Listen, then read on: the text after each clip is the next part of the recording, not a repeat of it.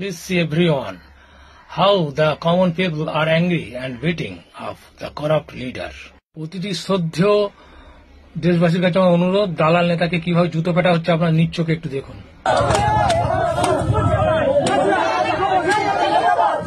কুকুরকে মুগুর মেরেই সোজা করতে হয়, আর এই ভণ্ড শুভেন্দুকে জুতা মেরে শায়েস্তা করলো জনতা।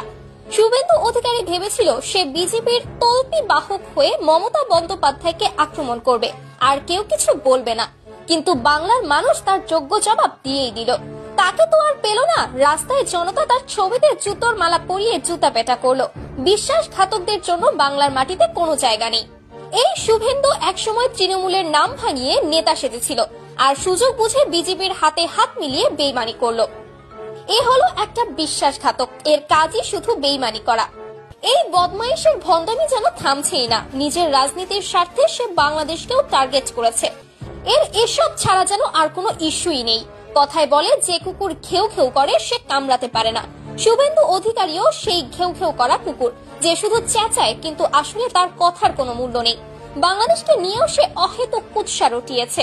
মিথ্যা প্রচার চালিয়ে সে পশ্চিমবঙ্গের সাধারণ মানুষকে বিভ্রান্ত করতে চেয়েছে, অথচ বাস্তবতা হলো এই সুবিধাবাদী নেতা নিজের রাজ্যের মানুষের জন্য কিছুই করতে পারে না। শুধু বড় বড় কথার বাহার আছে। এর আছে শুধু একটাই লক্ষ্য,